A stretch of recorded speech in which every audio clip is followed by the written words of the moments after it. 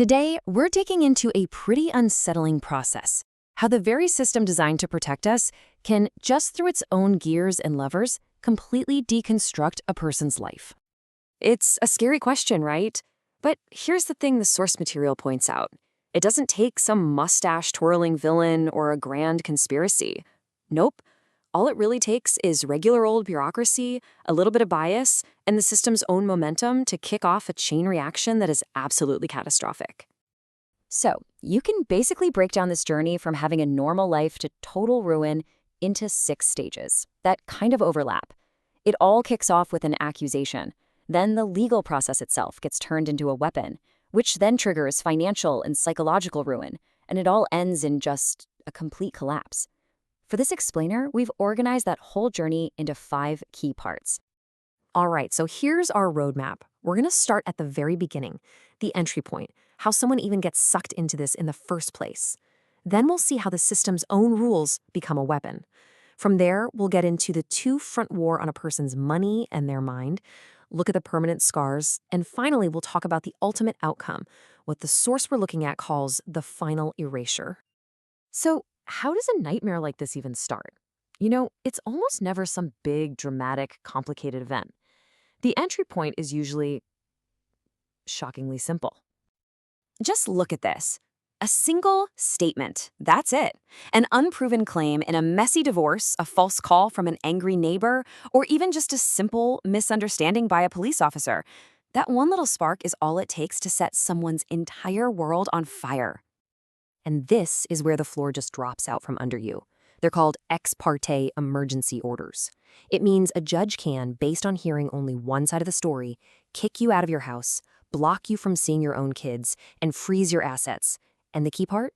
You aren't even there. You don't get to say a word. Your entire life gets turned upside down before you even get a chance to tell your side. Okay, so once you're in the system, the fight, it's not really about who's right or wrong anymore. The process itself, the procedure, that becomes the punishment. Let's see how this works. Now, this right here is so important. It gets at the psychological bias called a cognitive anchor.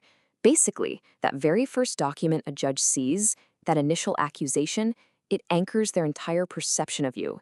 And just like that, you stop being a person with a story to tell, you become a problem to be managed, a risk to be contained. The whole idea of innocent until proven guilty, it gets flipped on its head. And then the waiting starts. But this isn't just neutral waiting time. Continuances, delays, backlogs. For the person making the accusation, this often keeps things exactly how they want them.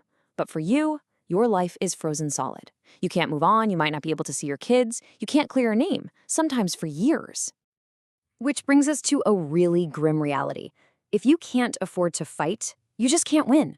Hiring expert witnesses, challenging a report, even just filing the right paperwork, it all costs an insane amount of money.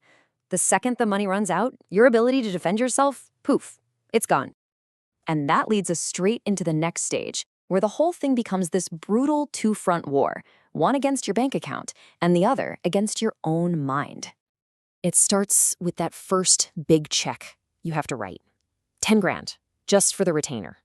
It hurts, but you tell yourself it's an investment, to get your life back on track. But then the legal machinery kicks into high gear. There's a motion for this, a response to that. Every single one has a price tag. That first $10,000 disappears in what feels like a blink, and suddenly you're $30,000 in the hole. And before you know it, there are court-ordered psych evals, experts to hire, and you've blown past $100,000. Your savings? Gone. Retirement funds? Drained. You're looking at bankruptcy. Financial ruin isn't just a side effect here. It's a core part of the strategy being used against you. And while your bank account is imploding, so is your job. You can't be in court and at that big client meeting at the same time. You start to look unreliable. You get passed over for a promotion, then maybe demoted, then you're fired. And here is the absolute cruelest twist. The poverty that the system forced you into is then used in court as proof that you're unstable and can't provide. I mean, all of this relentless pressure, it does a number on you, a serious number. The source material calls it system-induced PTSD. Your body literally starts reacting to the legal process as if it's a predator hunting you. Every time your lawyer's name pops up on your phone, every time you see an official-looking envelope in the mail, it can send you into a full-blown panic attack. You're just living in a constant state of high alert. And even if the case one day finally ends, the damage doesn't stop. The fallout creates this weird kind of life sentence that you have to serve outside of a prison. Look at how this collapse just radiates outward. It's not one thing, it's everything. Your career is in shambles. The years of chronic stress lead to very real health problems like heart issues. Friends and family, well, they start to drift away. Maybe they're tired of the drama, or they just don't know what to say. Every single pillar that holds up your life gets eaten away.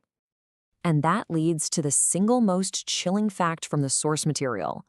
When you combine losing your kids with total financial ruin, being cut off from your friends, and the trauma of the court process itself, you create this burden of hopelessness that, for way too many people, becomes impossible to bear.